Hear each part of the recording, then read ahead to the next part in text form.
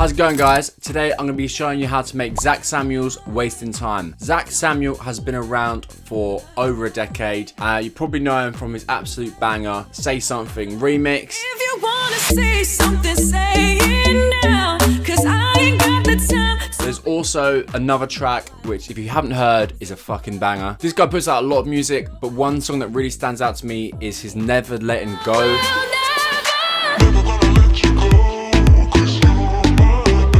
It's like, it came out in 2016 and I just remember at the time it was such a bop and I've pretty much listened to it ever since. So yeah, check that shit out. Anyway, enough of me rambling. Here's what we've made by the end of the video. I need space to breathe, because I'm wasting time. Wasting time. Because I'm wasting time. Wasting time.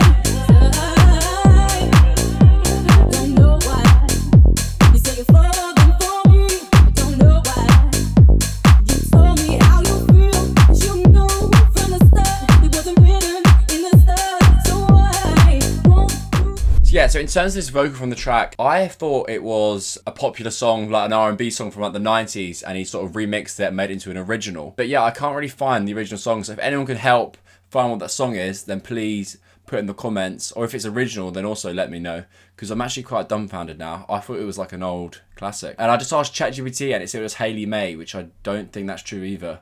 It sounds American. So yeah, I'm really confused. If anyone can help me out, put it in the comments. But yeah, let's have a look at how it's made. Let's start with the bass.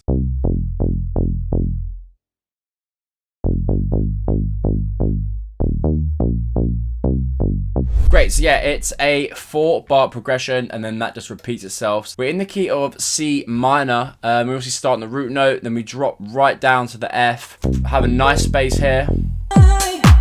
Just where you can just hear the kick hit 3 times.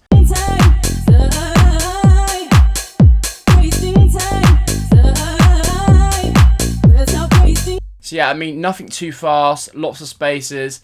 It's kind of quite a laid back track, right? It's not like an in your face, but it's just a good track. It's a nice track. But yeah, nice and casual, chill. Bit of like chill house music to study to type shit. Do you know what I mean? Great, so yeah, if you want to copy this, obviously pause the video and copy that. Now let's have a look at the patch. One thing you will notice, I'll get this on the end, to make it more interesting, I've used automation. Because it's quite a simple track, so it's literally just like the bass, the vocal, and the drums. So it's like small automation like that, which sort of helps keep it a little bit more interesting. But yeah, let's have a look at how the patch is made. It's the bass so long preset for my Deep House Volume 1 pack. This pack's got over 90 presets for making deep house like the pros, so definitely check that out. The link for that is in the description. It's also in the Ultimate Bundle, which means you get all the packs for a much cheaper price. Great, I'm going to show you now how to make this bad boy from scratch. Great, so initiate the preset. You're then going to come to analog and saw rounded. We're then going to bring this up. This wavetable is slowly becoming one of my favorite saws. I think it's got the most sort of like hit to it. I'm then going to pitch it down by 2 octaves. This is the sound we're going to have. Filter on, MG low 24, bring it down to about 60 hertz, something like that. Then I'm going to go to envelope 1 and sculpt this bad boy. Nice sort of short decay. Bring up the release a little bit because it's never quite enough. Maybe bring it back a little bit more. Drag that onto the cutoff. I mean, we're pretty close. I'm going to bring up the drive a little bit, bring up that fat. Great, I'm going to bring up the res a little bit. Cool, I'm just going to adjust this, get the most out of it without going too high. Because as you can hear, it's too much, too squelchy. But you can try and push it. About 40 seems to be the max. 39 maybe. Let's turn the sub, just add a little bit of low end. You can try the different ones. Make sure you turn the sub filter on.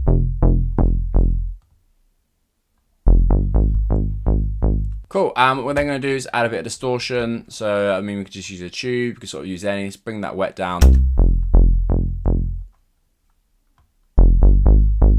It's pretty fat. You can obviously play around with the different algorithms.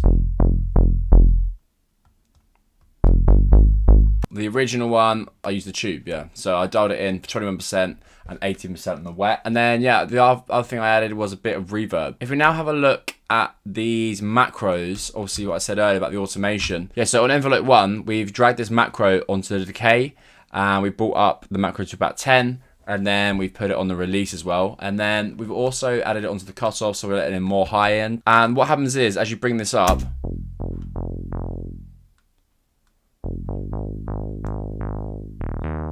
this filter is opening up more, but it's also taking longer to open, and it just creates this really cool effect.